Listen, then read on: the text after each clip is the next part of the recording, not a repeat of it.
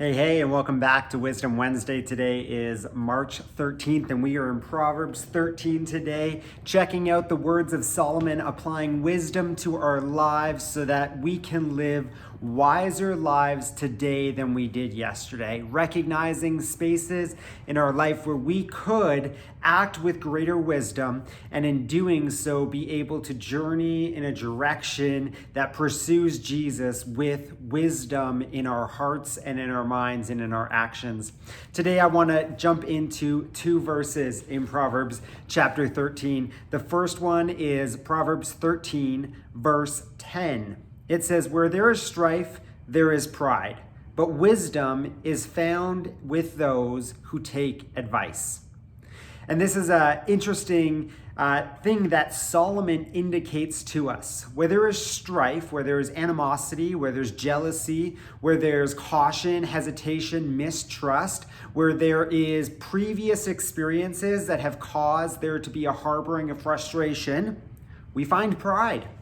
That in these moments of experiencing these feelings, these thoughts towards other people, we are inevitably stepping into a place of pride where we feel, hey, I would never act in that way. I know more than this person. I've done this better. I can do this in ways. And it is appropriate and acceptable to understand that in some capacities and talents, we have greater capacities, greater skills, greater talents than other people. That's reality.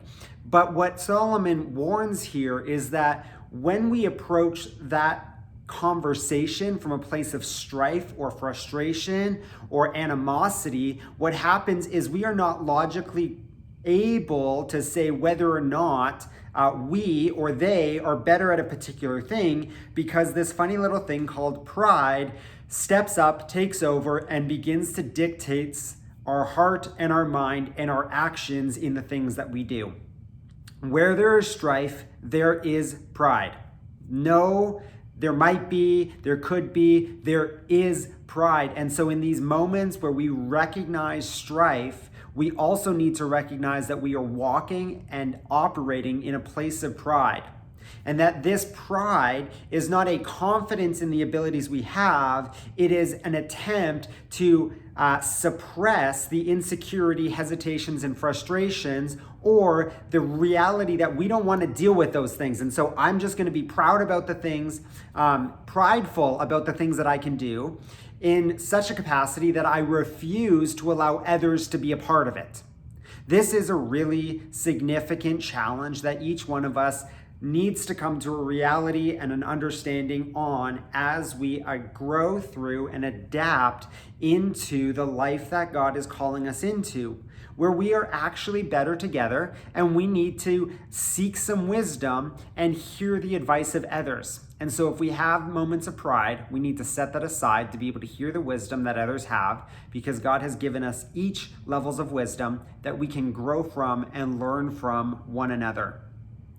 We want to seek this advice. This is not unsolicited advice being given. This is sought after advice of individuals who we see as having done something very well, and we want to understand their wisdom behind it. This is the type of advice that Solomon encourages us to seek in verse 10. And that in the seeking, we will receive wisdom from those around us to be able to apply it. There's a popular quote that says, "Don't take criticism from someone you wouldn't ask advice of." And that's a really valuable thing.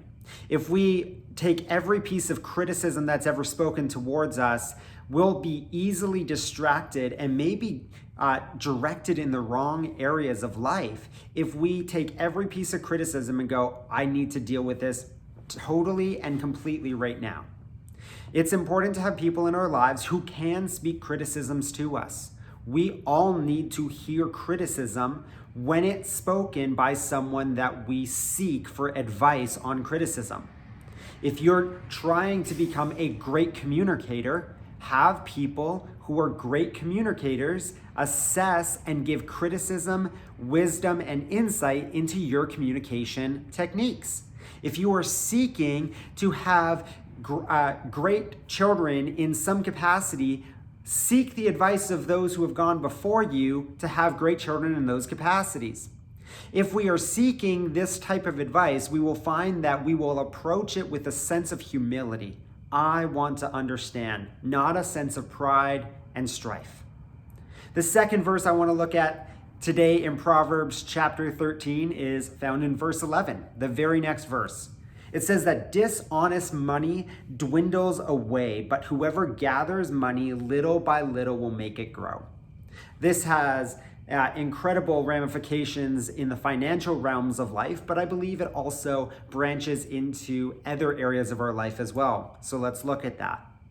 Solomon is indicating that dishonest money dwindles away. Fast money, quick money, money that is made with dishonest lies, shady business, this type of money dwindles away. It might not dwindle away as fast as it came, but it will dwindle. Why? Because the integrity and the principles of what earned that money aren't there to be repeated, and so continue to earn more. What Solomon says is whoever gathers little by little will make it grow. Why? Because we're able to handle little by little as our integrity and our capacity of managing and handling this amount of little by little increases over time with our maturity. This is true of how we see finances often function. That as we grow older, our maturity tends to, not always, tends to increase, and as a result, we're able to handle more and be able to do more with what we have because we have better understanding.